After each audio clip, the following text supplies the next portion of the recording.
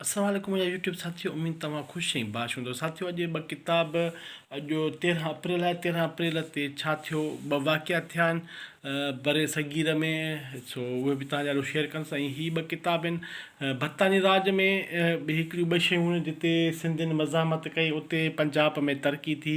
सो इन में कोन थो वञा, यूट्यूब जी क्राइटेरिया आहे, मां घणे बहस मुबाहिसे में कोन थो वञा पियो। हीअ शइ तव्हां नोट कयो, हिकिड़ी शइ हीअ जेका आहे सो नोट करणु जहिड़ी आहे। सो इन ते थोरो मां ध्यानु छिकाईंदुसि।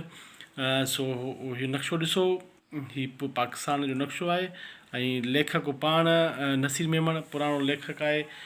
नसीर मेमन सां इख़्तिलाफ़ आहिनि, पर हीअ किताबु मूंखे सुठो लॻो, मूं वरितो। तारीख़ में तारीख़ जबर ॾाढ सां भरी पई आहे ऐं सुठनि माण्हुनि सां बि भरी पई आहे। तारीख़ ॿ किसे हिकिड़े सुठनि माण्हुनि सां ऐं ॿी ख़राबु जंहिं हुकुमरानी कई, माण्हुनि जो रतु वहायो। 13 अप्रैल ते साथियो बरे सगीर में अंग्रेज़नि जलियांवाला बाग में वाक़ियो कयो। तव्हां हीअ तस्वीर ॾिसी सघो था, जलियांवाला बाग में वाक़ियो कयो ऐं उते हज़ारे माण्हू शहीद कया, मारिया।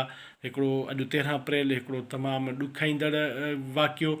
ऐं पंजाब जो हीअ जेको आहे सो किताब मां इहो ॾेखारणु पियो चाहियां त कीअं जलियांवाला बाग में पंजाब में क़त्लेआम थियो ऐं हिते उन राज में पंजाब ख़ूब तरक़ी कई। हिकिड़ो अलॻि सुवालु आहे, मां हिते बहस न कंदुसि, सिर्फ़ु तव्हां ॾाढो इहे ॻाल्हियूं पेश कयूं। ऐं बरतानी राज में 1948 में भगत कंवरराम जो हिकिड़ी शहादत थी, हिकिड़ो अहिड़ो इंसानु सूफ़ी संत जेको मुहबतूं वखण वारो। अॼु 13 अप्रैल ते उन जो जनमु ॾींहुं आहे। हीअ तस्वीर ॾिसो, तस्वीर आहे तव्हांजे साम्हूं।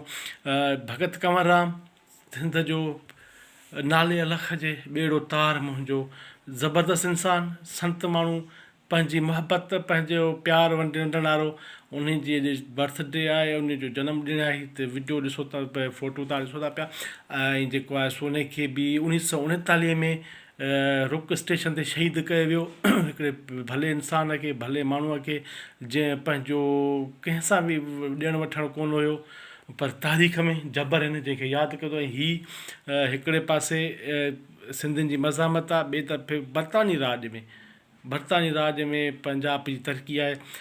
सो मां कीअं थो ॾिसां, तव्हां कीअं था ॾिसो, सभु करे नुक़्ते नज़र पंहिंजो आहे। पर हिकिड़ी यूट्यूब जी क्राइटेरिया जे करे मां घणो बहस में कोन थो वञा, घणो कोन थो छेड़ियां पियो।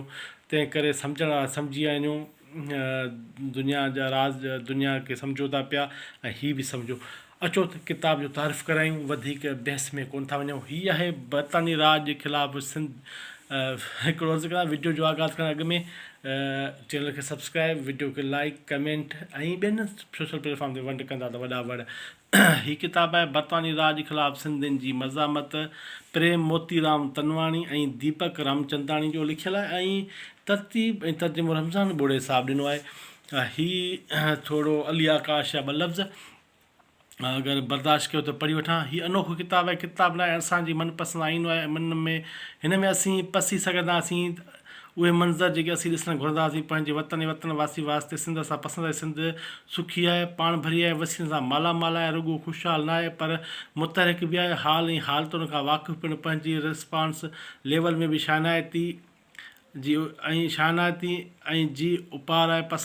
पसंदि हिकु ई महल अनेक जी जियारा ॾोल अरोज सघारा किरदार सियासी समाज इनकलाब अमल रिधल ऐं जुमियल आहिनि। उन्हनि जो पियो लॻंदो त पूरे हिंदुस्तान सियासी इनकलाब जदोजहद महवर सिंध हुई। उहो मंज़रनामो असांजे मौज़ू ताने पेटे सां पंहिंजो बर बेचे बीहंदो।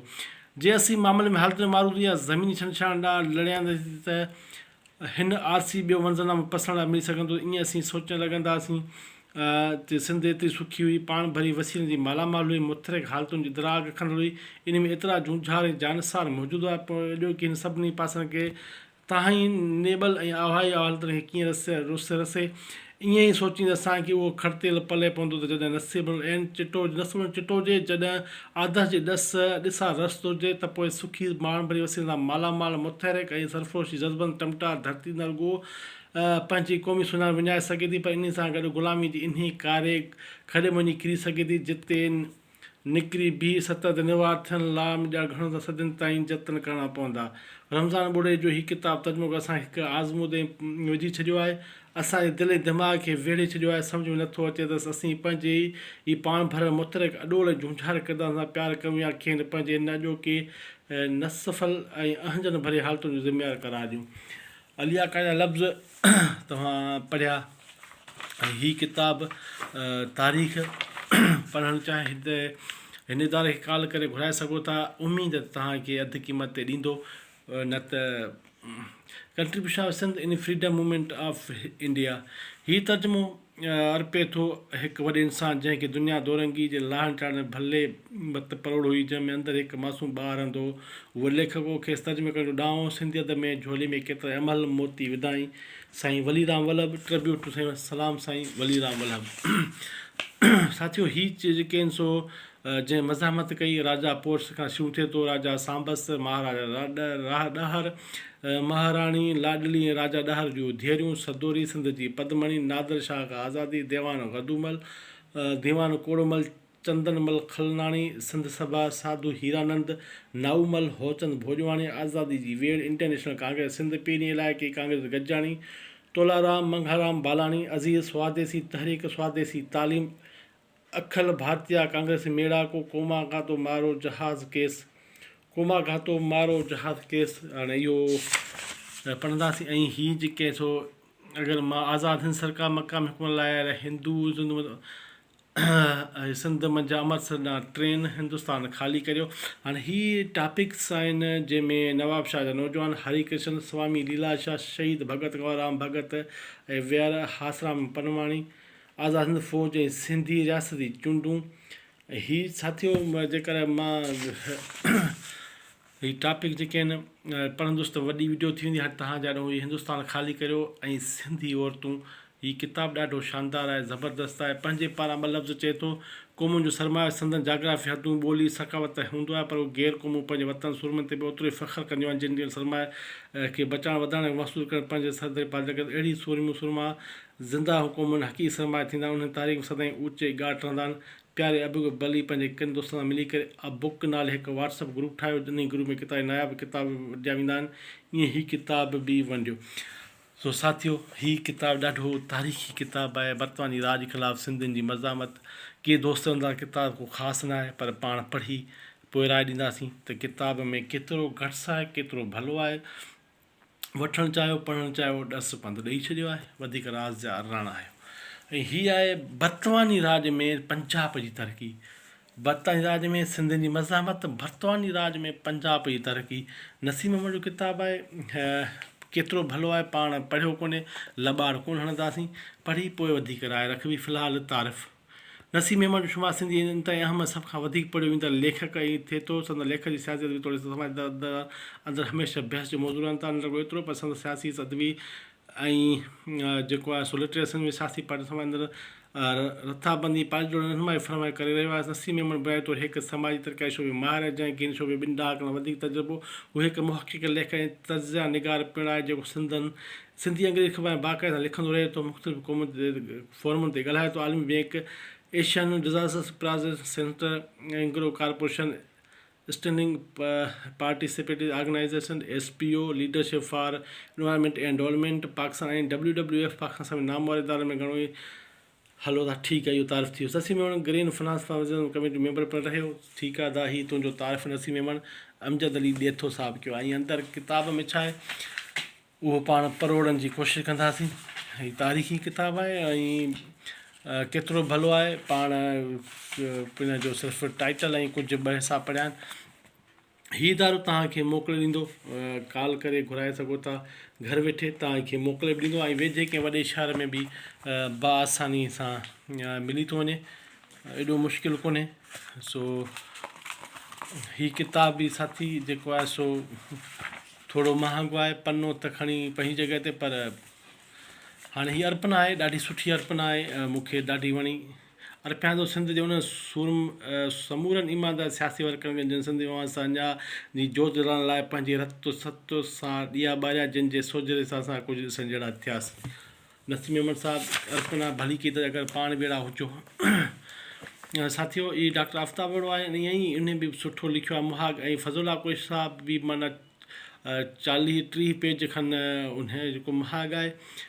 असांजे डॉक्टर नाज़िर महमूद बि लिखियो आहे, नसीम महमूद जो 2 लफ़्ज़ पढ़ंदासीं। हीअ आहे तारीख़ी पसंदि मुग़लनि जे दौर जो अक्सरी इंतिज़ामी ढांचो, हिंदुस्तान शुरूआती अंग्रेज़ दौर जो फ़ौजी ढांचो, पंजाब समाज फ़ौज अंग्रेज़नि जो ॻंढापो, माश रईस वेढ़ाक नस्लनि जो तसवर, 1957 वारे वेढ़ाक बग़ावत पंजाब जो किरदारु, पीरी मां भड़ाड़े में पंजाब जो किरदारु, पंजाब ज़मीन बीरनि गाज़िश जी अंग्रेज़ सां वफ़ादारी, ॾाखिणी पंजाब जे अहम घरां जो अंग्रेज़ सां वफ़ादारियूं ऐं जागीरनि जी विरासत, केलान कॉलोनियूं, पंजाब में ज़री समाज जो मंज़र ढांचो, फ़ौज खे मक़ामी बणाइण लाइ उपाउ।